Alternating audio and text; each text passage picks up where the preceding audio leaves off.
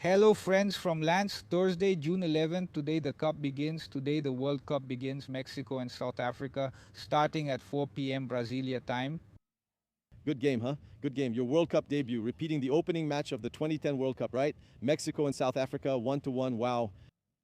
Great opening match. Come on, we're looking forward to this, right? Remember that this World Cup in 3 countries will have 3 opening ceremonies. Besides this one in Mexico, there will be one in Canada and one in the United States tomorrow before the hosts matches. First of all, let me correct a mistake we mentioned yesterday. The Brazilian team will not have a stadium walkthrough on the eve of the match live game, not because of the coaching staff's decision, but because of FIFA's decision, at least according to the president. In the group stage, no team will have a stadium walkthrough in the stadiums to preserve the pitch since there are many matches. Yes, if any team travels to another city to play a match, they will have the option to choose a training ground there to do their last training session. That's not the case for the Brazilian team. Brazil will always stay here in Nova Iguaçu, Jersey, and will do their last training session the day before and then travel for the match. Remember that the second game against Haiti is in Philadelphia, about a 2 hour bus ride.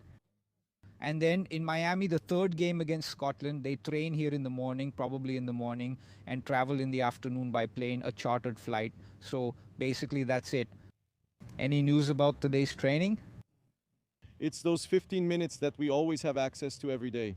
Yeah, today the coach Carlo Ancelotti divided the 25 players who were on the field into 3 groups, each with their respective vests. Yeah, he gave training there in a small-sided drill, focusing on getting closer.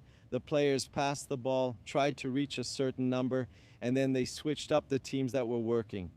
Yeah, we still don't have an idea of the official lineup. We have some information that we've been gathering here daily. He started the week showing signs that Ibanez could be the starter since he played there, did that specific crossing drill, him and Paqueta there on the right side. Yeah, but in Wednesday's training, he used Danilo and Alexandro, choosing experience. Yeah, Douglas Santos is another player who's in the running for the left back spot, competing with Alexandro, mainly because, as I've been saying in the last few reports, Morocco's right side is really strong, right? And Alexandro hasn't really been in good form, not even at Flamengo, right? Yeah, so that's a side that should be reinforced by Antelote. We'll see. Hopefully, Alexandro, if he's the starter, will get the job done. But it's a side that's not too concerning. Yeah, I think Antelote himself, since he's done these tests. Douglas Santos was in the starting lineup against Egypt, and Alexandro started the match against Panama. I was even talking to Marcio Duzon here before we left the New York Red Bulls training center. Yeah, in the game against Panama, Alexandro left some spaces behind him, so Panama managed to get a few shots on Alisson's goal in that match, especially in the first half. So, yeah, Antelote must be thinking about this issue. Should I go with Douglas Santos? Should I go with Alexandro? I think Danilo really has the advantage.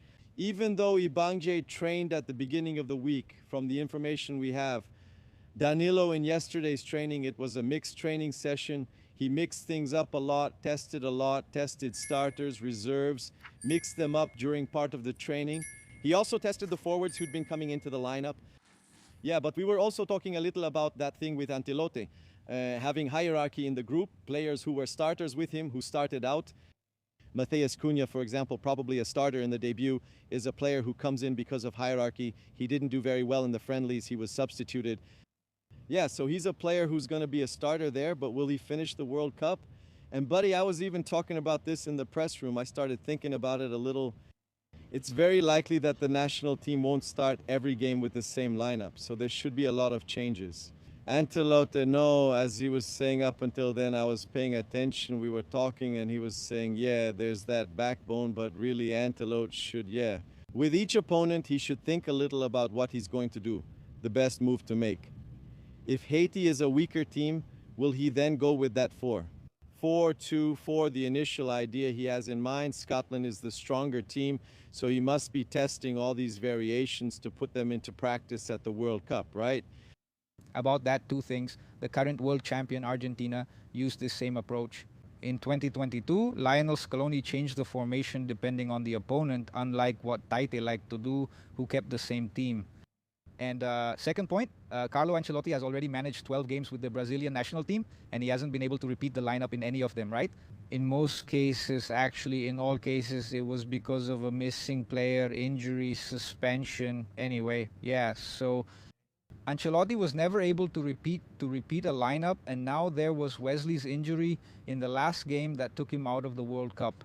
So it will definitely be a new lineup. They'll take the field for the match against Morocco this afternoon. A press conference with goalkeeper Alisson. It's Alisson's third World Cup. He's the starting goalkeeper for Brazil's national team, third World Cup. It's Alisson. He's a polarizing goalkeeper. Yeah, personally, I'm a fan of Alisson. I think he has to be the starting goalkeeper, but a lot of people say that even though everyone recognizes his great performance at the club, there are some fans who think he can't do the same for the national team.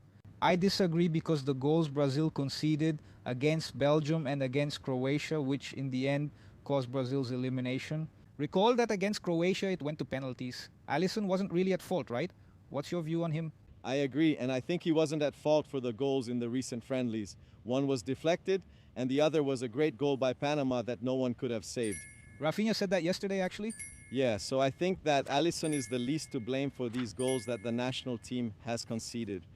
Yeah, about the national team, training at the training center, then holding the press conference at the stadium. Let's remember that at the World Cup in Russia, it was like that too. At the World Cup in Qatar, it was the same model. But the press conferences were in a media center. They were all held there, both for the national team and for the national team's opponent. Yeah, and the national team trained at their base camp. In Russia, the teams went directly to the stadium, did that 45-minute familiarization session, had the press conference at the stadium, and then moved on. And that name that can't go unmentioned, Neymar. Neymar. We can't forget to talk about Neymar. Do we have any news about Neymar? Neymar once again didn't go on the field. We had access to images from the CBF in the videos and photos they released. Neymar did some juggling and activation exercises there with the players. He got some touches on the ball again after being away from it for a while and did a lot of strength training. As I've been saying, Neymar is in a process that combines both physical therapy and conditioning work, so he doesn't lose too much of the physical conditioning he had before he got injured back at Santos. It's been almost a month off the field without touching the ball, almost a month, and the expectation is that Neymar will return to training on the field. Yes, I believe he probably won't be on the field this week. I think on Monday after the game against Morocco on Sunday. We don't know if the national team will have a day off or any activities, but they'll likely be closed to the press, so we won't see if Neymar takes the field. So I think on Monday we'll finally have our meeting with Neymar here in the United States. And he might be starting his preparation to be listed for the match against Haiti in the second game in Philadelphia. I believe that for a player who returns to training with the group on Monday, I don't think he will. Maybe he won't be fit to face Haiti. I would bet on Neymar in the game against Scotland on the 24th in Miami. Remembering that Neymar got injured on May 17th, the day before the match between Santos and Coritiba at the Neo Química Arena. Yeah, he was called up on the 18th since May 17th. As Anaka mentioned, Neymar hasn't touched the ball, and we've been following the Brazilian team since their presentation. Yeah, on May 25th, there in Teresópolis, the only time we saw Neymar on the field was during a little run on the sideline. There in Teresópolis, we didn't really see Neymar. Yeah, on the field here at the Seleção's training center in New Jersey. Also remembering that the press only has access to the first 15 minutes of training. No one can guarantee that in the other 45 or 50 minutes he won't show up to do a little run around the field. But I believe that if that happened, the CBF itself, which has occasionally released more about Neymar in the gym, would end up making that information public. Exactly. Anyway, let's wait for Neymar's situation. The national team's training just ended a little while ago. We have the press conference. Let's see if we get any updates from the CBF about Neymar. But one curious thing is that while we're on the road, the CBF always releases some photos, and we have some updates that we're going to share with you right now. Thanks, everyone. Great, the World Cup begins today. Follow all the action here on Lance. See you